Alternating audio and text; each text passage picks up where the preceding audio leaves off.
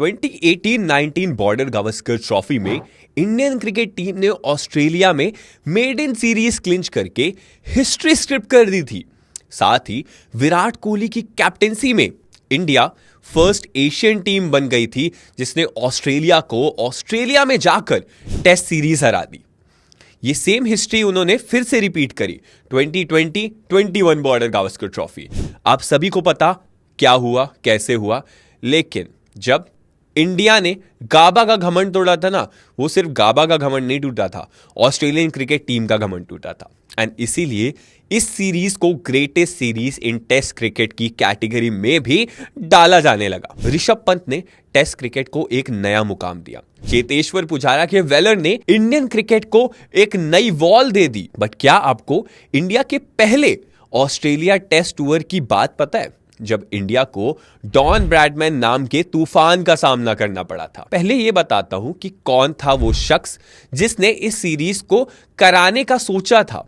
वो कोई और नहीं बल्कि ऑस्ट्रेलियन टीम के उस टाइम के कैप्टन लिंडसे हेजिट थे, who bought an Australian services team to India to celebrate the Allies' victory in the World War II. India won the unofficial series of 3 matches 1-0 and Hassett reported back to Australian cricket authorities that the Indians were worthy of an official test series. फिर 1947 में Indian cricket team for the first time Australia के साथ खेलने उनके घर चली गई। ये टीम फ्लाइट से ऑस्ट्रेलिया गई थी, जो उस दौर में एक बहुत ही अनोखी और बहुत बड़ी बात थी। इतनी अनोखी कि ये ऐसा पहला मौका था जब कोई भी टीम सीरीज खेलने ऑस्ट्रेलिया गई, वो भी फ्लाइट से। जो टीम वहां पहुंची उसमें 4 खिलाड़ी कम थे। असल में वो बिल्कुल आखिरी समय में टीम में जो चेंजेस हुए थे उसमें नए खिलाड़ियों को शामिल कर दिया गया था। बाकी सभी के साथ वो जा ही नहीं पाए थे। इन 4 में से चंदू सरवटे पहले हैं जो वहां सबसे पहले पहुंचे, एडिलेड में टीम में शामिल हुए थे। बाकी 3 राय सिंह, रणवीर सिंह जी और रंगाचारी इसमें भी 6 दिन बाद टीम में शामिल हुए थे, जो कि मेलबर्न में मैच खेला गया था। तो टीम सबसे पहले पर्थ पहुंची थी और अपना पहला टूर मैच था वेस्टर्न ऑस्ट्रेलिया के अगेंस्ट, जो इस सीजन में उनका शेफील्ड शील्ड डेब्यू करने वाले थे। इसलिए उनके परफॉर्मेंस पर हर किसी की नजर थी ऑस्ट्रेलिया में कि कैसा परफॉर्मेंस करके दिखाएगी वेस्टर्न ऑस्ट्रेलिया की टीम एक नई नवेली इंडियन क्रिकेट टीम के सामने। ये जो टूर था वो इंडिपेंडेंस के बाद हुआ था। एंड भारतीय टीम ये पहली टीम थी जो इंडिपेंडेंस के बाद खेल रही थी, आजादी मिलने के बाद। एंड ये जो टीम थी उसमें कई की प्लेयर्स मिसिंग थे। सिंस इंडिपेंडेंस से पहले इंडिया पाकिस्तान अलग हुए थे, तो प्लेयर्स का इधर उधर डिवाइड होना भी ऑब्वियस था। Independence had come with a painful partition that created Pakistan, sparking one of history's largest and bloodiest migrations. Amid this chaos, and as millions crossed borders, religious violence spread with Hindus and Sikh on one side and Muslims on the other. India's 16-member cricket squad, selected months earlier, also had to deal with these personal and national turmoil. ये series landmark इसलिए भी थी cause Australia के against they were playing for the first time in test cricket.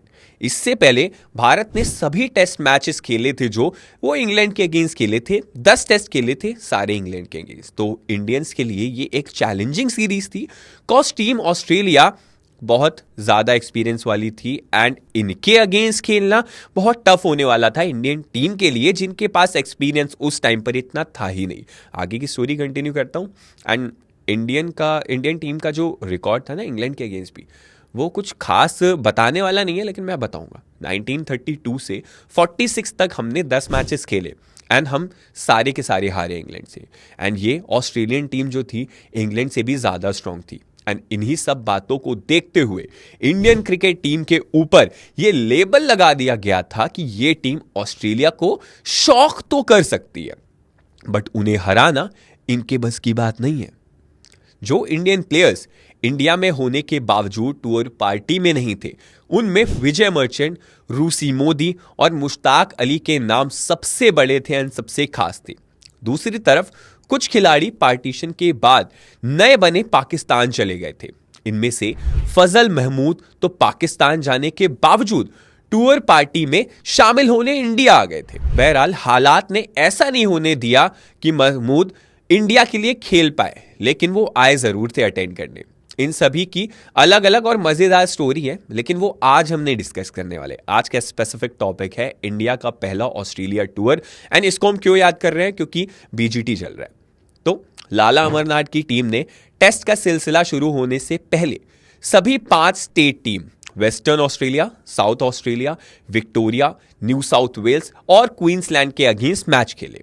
Brisbane में Queensland से पहले match में Donald Bradman की ऑस्ट्रेलिया 11 के अगेंस्ट भी एक 4 दिन का मैच खेला गया। एंड इस 4 डे के मैच में ना खास बातें जो थी वो आज तक क्रिकेट में फेमस है।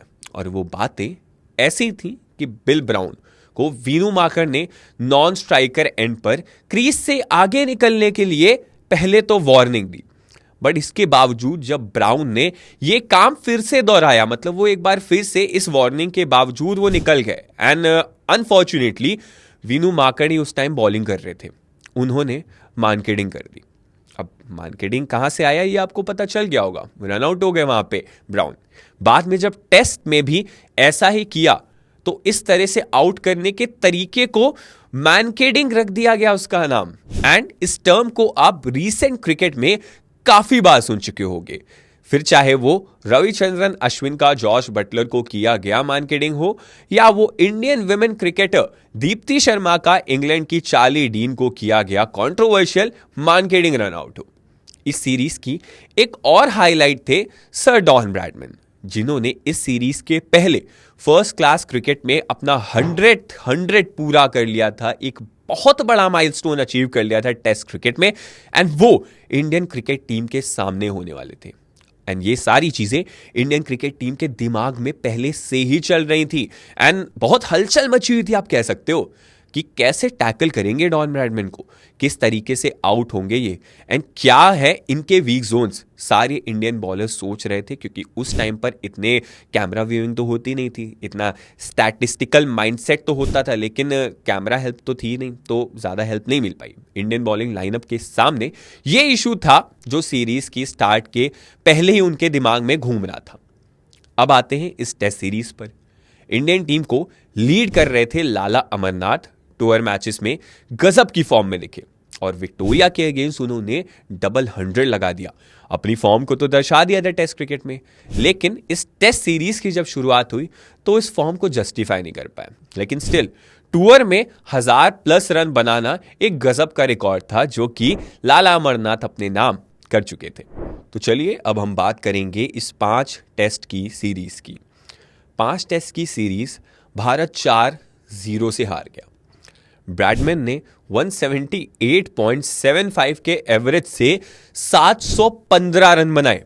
मतलब टेस्ट क्रिकेट में आप ये एवरेज तो मतलब भूल के भी आज के समय पे तो दिखता ही नहीं है। इसके अलावा जो उस टाइम के कैप्टन थे लिंडसे हैसेट, उन्होंने 100 के ऊपर से एवरेज से बना दिए रन भारत के सामने, जो कि काफी ज्यादा मायने रखते थे ऑस्ट्रेलियन क्रिकेट के लिए। भारत के लिए विजय हजारे ने 429 रन बनाए, सिर्फ ब्रैडमैन ने इससे ज्यादा रन बनाए थे, तो इनका नाम वहां से चमक गया। वीनू माकर ने 100 के एवरेज से 306 रन बनाए एंड वो इंडिया के सेकंड बेस्ट बैटर थे। तो इंडिया 4-0 से हार गया, लेकिन वहां पर विजय मर्चेंट एंड वीनू माकर ने ऑस्ट्रेलिया जाकर अपना नाम तो ऊपर कर लिया।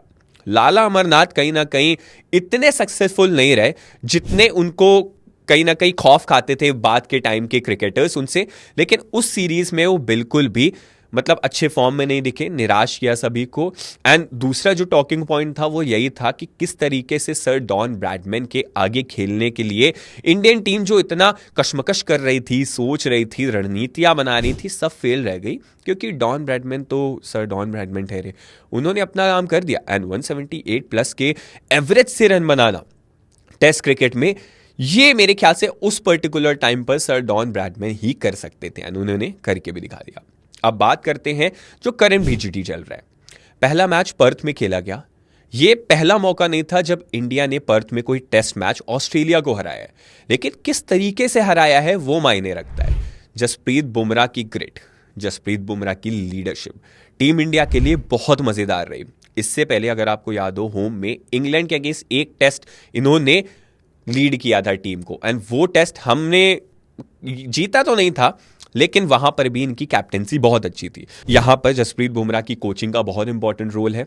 जो पहला टेस्ट मैच था उसमें, अब आने वाले टेस्ट मैच में तो रोहित शर्मा टीम के साथ जुड़ गए, लेकिन पहले टेस्ट मैच में लीडरशिप प्लस बॉलिंग बहुत ज़्यादा अच्छी थी। ऑस्ट्रेलियन क्रिकेट इनकी ऑलरेडी इतनी तारीफ कर चुका है। Indian cricketers and farmer cricketers, media तो तारीफ करते ही रहते हैं, फैंस तो बुमराह के दीवाने हैं ही, लेकिन सिर्फ बुमराह नहीं थे टीम में। बुमराह के अलावा किस प्लेयर ने इंप्रेस किया? मोहम्मद सिराज ने। मोहम्मद सिराज का ये साल अच्छा नहीं जा रहा था इस सीरीज से पहले, इस सीरीज की शुरुआत से पहले। तो 10 मैचेस थे, उसमें 21 विकेट्स थे, मतलब 20 इनिंग में 21 विकेट, बहुत कम, मतलब औसत दर्जे का परफॉर्मेंस सिराज कर रहे थे। लेकिन इस सीरीज में उन्होंने करके दिखा दिया कि भाई डीएसपी सिराज है एंड इनको हल्के में मत लो। अब इसके बाद नाम आया हर्षित राणा। हर्षित राणा अपना पहला इंटरनेशनल टेस्ट मैच खेल रहे थे, अपने डेब्यू मैच खेल रहे थे, एंड इतने बड़े लेवल पर आकर आपने जो परफॉर्मेंस करके दिखाई है, इंडियन टीम मेरे ख्याल से इसको कैरी फॉरवर्ड करना चाहेगी। हर्षित राणा को यहाँ से ड्रॉप तो नहीं करना चाहिए कम से कम, इवन दो आपके पास आकाशदीप है, ड्रॉप नहीं मिलेगा। हर्षित राणा को आने वाले मैचेस में खिलाया जाए। तो बॉलिंग से तो अच्छा परफॉर्मेंस देखने को मिला, लेकिन बैटिंग, एक की प्रोस्पेक्ट थे केएल राहुल। सीरीज से पहले यही चल रहा था दिमाग में सबके कि इनको खिलाया भी जाएगा या नहीं, उनकी पास परफॉर्मेंसेस को देखते हुए। तो इनको खिलाया गया एंड इन्होंने जस्टिफाई कर दिया अपने परफॉर्मेंस। यशस्वी जायसवाल, इंडियन टीम को मेरे ख्याल से एक डार्क हॉर्स मिल गया है, डार्क हॉर्स से भी ज़्यादा एक लॉन्ग रन का घोड़ा मिल गया है, जिसको आप यूटिलिटी प्लेयर भी कह सकते हो, आप टॉप ऑर्डर में हिटर भी बोल सकते हो, चाहे वो T20s हो, चाहे वो वनडेज हो, चाहे वो टेस्ट क्रिकेट हो। ये आपका लंबे दूरी का घोड़ा है, इसको संभाल के रखना है। विराट कोहली एक बार फिर से दिखा दिया यार कि लोग कह रहे हैं ना ये इनका लेटर फेज चल रहा है, फाइनल स्टेजेस चल रही है, नहीं यार बैटिंग देख के नहीं लगा। एंड ऑस्ट्रेलिया वैसे भी इनकी फेवरेट टीम है, तो विराट कोहली क्या आने वाले मैचेस में टीम इंडिया को जीत दिला पाएंगे? बहुत मायने रखती है इनकी बैटिंग, बहुत इंपॉर्टेंट है इनका रोल, एंड बहुत की प्लेयर हैं, ये की प्रोस्पेक्ट है इंडियन क्रिकेट टीम के। तो रोहित शर्मा ज्वाइन कर रहे हैं तो उनके लिए एक नया दौर है। तो यही देखना होगा कि आने वाले मैचेस में बॉर्डर गावस्कर ट्रॉफी में टीम इंडिया ने जो मोमेंटम पर्थ में कैरी किया है उसको आगे फॉरवर्ड ला सकते हैं या नहीं। मेरे ख्याल से तो लाना चाहिए, टीम की परफॉर्मेंस अच्छी है। लेकिन आप लोग अपने कमेंट्स, जो मैंने स्टोरी सुनाई इंडिया का पहला ऑस्ट्रेलिया दौरा, उस पर कमेंट जरूर कीजिएगा। साथ में वन टफ न्यूज के सभी सोशल मीडिया प्लेटफॉर्म्स को फॉलो करते रहिएगा।